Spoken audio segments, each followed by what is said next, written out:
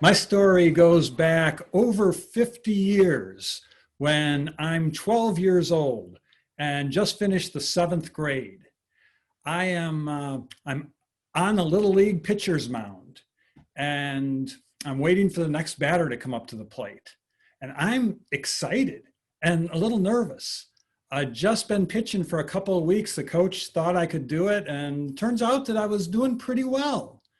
But the next batter who's coming up to the plate is one of my best friends from back in grade school, Bill. Bill and I were very competitive, especially a few years before that when we were in second and third grade.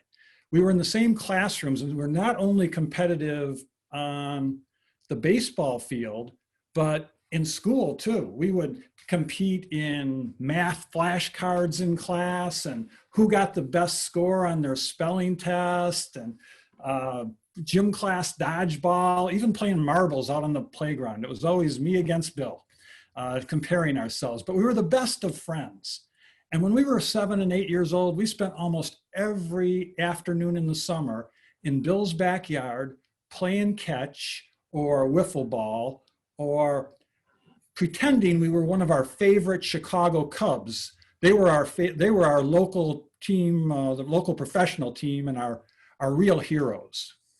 But this was all 3 or 4 years prior to being out on this little league field, because my family had moved to a different neighborhood, and Bill and I hadn't been in the same classes for the last few years. So this little league meetup was even more special, and really kind of important for my ego purposes.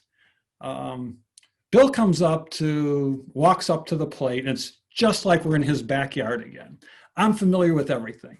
The way that he steps into the batter's box, the way he takes his practice swings, the way he grips the bat and he holds it really high in the air like Ernie Banks, one of our Chicago Cub heroes. I know from playing with Bill so much that he never swings at the first pitch. He thinks the professionals use that to kind of measure up the pitcher. So I put in a nice controlled pitch first that comes in right at his knees, and the umpire calls it a strike. And I'm feeling good now and a little less nervous. I'm having visions of striking Bill out. And if I could do that, there, in my own mind anyway, there would be lights flashing and bells ringing and birds singing and things happening nice all over the world.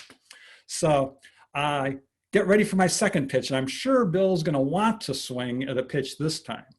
So I decided I'm going to make it the best fastball, the hardest fastball I can throw. And I take aim and I throw my fastball, and this one slides up a little bit on me, and it comes in higher and right down the middle of the plate.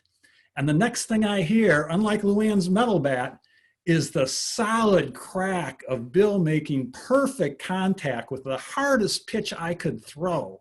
And I could tell from that sound that Bill had just clobbered that ball and that it was a home run.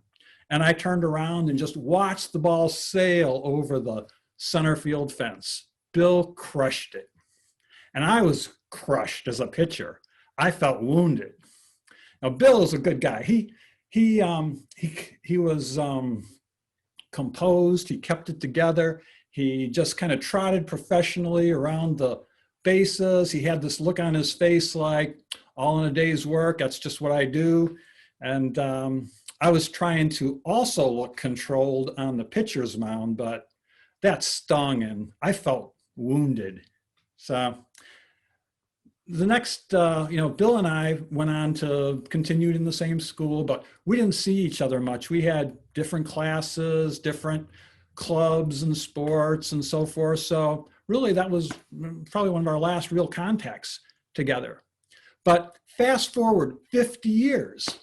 This spring, I'm watching TV about the new baseball season starting, which is exciting now because it was really messed up last year.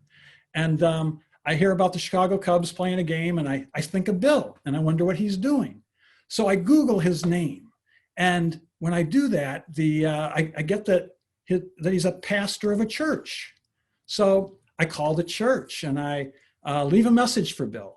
And with it very shortly, he calls me back. And we're talking after 50 years, and it was like, I was in his backyard yesterday because we were talking about what we've been doing, catching up, what we did back then, especially about those years that we lived close together and we were like best of friends. And we're just about to hang up the phone, and that Little League game comes to mind. And I asked Bill, "Hey, Bill, do you remember that home run?" "Oh, yeah, I remember that," he says fondly. And I knew I didn't have to prompt him anymore. He responded so quickly and so emotionally that I knew he remembered it well and that it was a really good memory for him.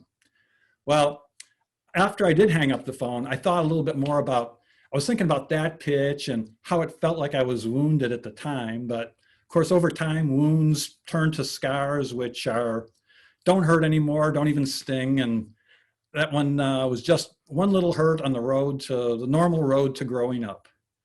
So 50 years later, it's just a fond memory that we share. And I think about it now. And I also think that if I had that pitch back and I could change it somehow, knowing what I know now, I would not change a thing.